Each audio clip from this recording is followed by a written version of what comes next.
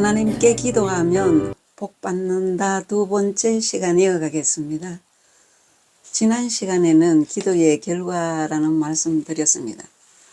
기도의 결과는 사람의 힘만으로 될 수 없을 때 기도하게 되고 반드시 기도가 그때는 요구된다고 했습니다. 그리고 기도할 때 하늘 문이 열리고 기도할 때 능력 받는다고 말씀드렸습니다. 스바나 3장 17절 보시면 너의 하나님 여호와가 너의 가운데 계시니 그는 구원을 베푸실 전능자이시라. 그가 너로 말미암아 기쁨을 이기지 못하시며 너를 잠잠히 사랑하시며 너로 말미암아 즐거이 부르며 기뻐하시리라 하리라고 하셨습니다. 우리가 말씀을 마음에 채우고 그 말씀으로 행동에 옮겨질 때 하나님께서는 너로 말미암아 기쁨을 이기지 못하신다고 표현하셨습니다. 얼마나 기쁘지 않습니까? 마가복음 4장 34절입니다. 비유가 아니면 말씀하지 아니하시고 다만 혼자 계실 때에 그 제자들에게 모든 것을 해석하시더라. 예수님께서 언제나 우리에게 모든 사건을 설명해 주시는 것은 아닙니다. 우리가 이해할 수 있을 때 설명하십니다. 그때까지의 삶은 비유입니다. 하나님께서는 우리 자신의 영혼에 대해 상세하게 토로하도록 만드십니다. 토로가 뭐냐? 속마음을 다 드러내어 말하게 하는 것입니다. 이 과정은 너무나 느려서 하나님의 목적을 추구하는 사람으로 변화될 때까지 우리의 평생이 걸리기도 합니다. 우리는 자신에 대해 얼마나 무지합니까? 다른 사람의 질투와 게으름과 교만을 보면서도 자신의 질투와 게으름과 교만은 깨닫지 못합니다.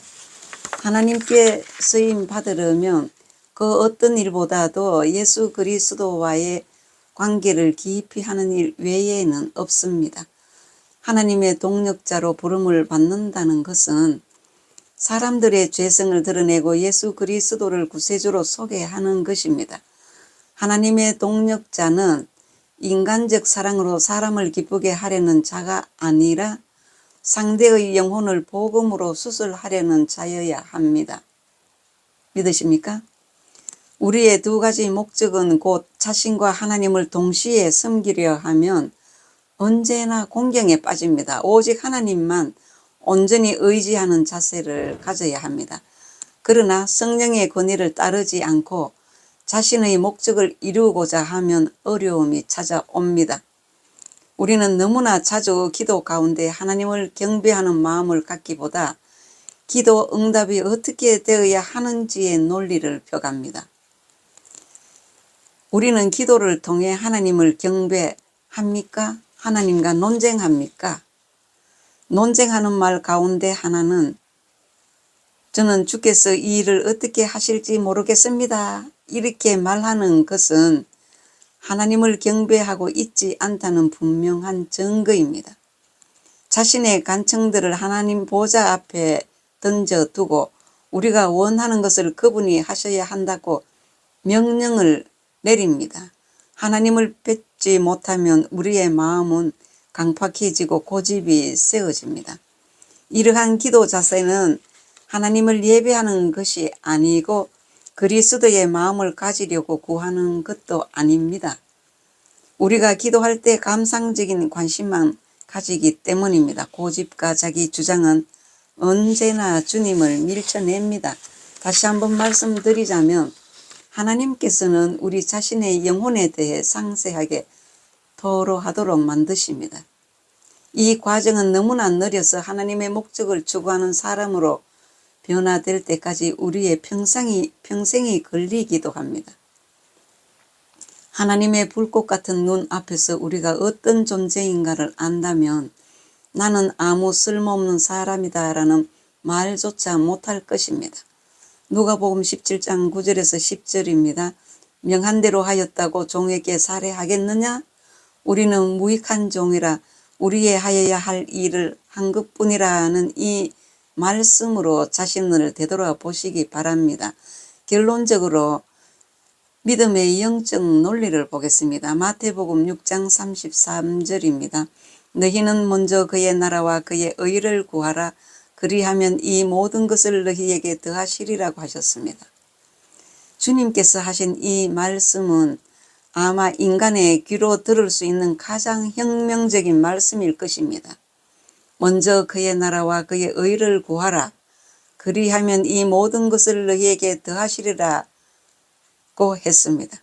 그러나 우리는 정확하게 반대로 말하곤 합니다. 심지어 가장 영적인 사람들마저도 그러나 내가 살아야 해, 돈이 많아야 해, 옷도 필요하고 먹고 살 것이 필요해 라고 말합니다. 우리의 가장 큰 관심은 하나님의 나라가 아니라 어떻게 하면 내가 사느냐 하는 것입니다. 그러나 예수님께서는 그 순서를 반대로 만드십니다. 먼저 하나님과의 관계를 바르게 하고 그 관계를 유지하는 것을 당신 삶의 최대 관심사로 삼으라는 것입니다. 다른 것들로 인해 염려에 빠지지 말라고 하십니다. 내일 일을 위하여 염려하지 말라. 마태복음 6장 34절은 그 다음 절은 이렇게 말하셨잖아요. 무엇을 입을까 먹을까 염려하지 말라. 주님의 관점에서 사람들이 삶의 수단에 대해 염려하는 것은 전혀 이치에 맞지 않습니다. 예수님은 아무것도 생각하지 않는 자가 복이 있다고 말씀하시는 것이 아닙니다. 그러나 그러한 사람은 어리석은 자입니다. 예수님께서는 제자들에게 하나님과의 관계가 그들의 삶에서 가장 주된 관심사가 되어야 한다고 가르치십니다. 하나님과의 관계 외에는 다른 모든 것에 염려하지 않도록 주의하라고 말씀하십니다. 무엇을 먹을까 무엇을 마실까 하는 염려가 너희들의 삶을 주관해서는 안 된다. 오직 전능하신 하나님께 절대적으로 집중하라. 어떤 사람들은 먹고 마시고 입는 것에 대해 부주의함으로 인해 고생합니다. 그들은 마치 돌봐야 할 것이 아무것도 없는 것 같습니다. 이 땅에서의 일들에 대해 부주의합니다. 이러한 경우 하나님께서는 그들에게 책임을 물으실 것입니다. 부주의를 합리화할 수 없습니다. 예수님의 말씀은 삶의 최대 관심에 있어서 너희는 먼저 그의 나라와 그의 의를 구하라. 그리하면 이 모든 것을 너희에게 더하시리라고 하셨습니다. 예수님께서 가르치신 이 말씀이 그리스도인의 삶에서 가장 힘든 훈련 중 하나입니다. 예수님의 말씀을 실천하는 행동을 사시기 바랍니다. 말씀을 마치겠습니다.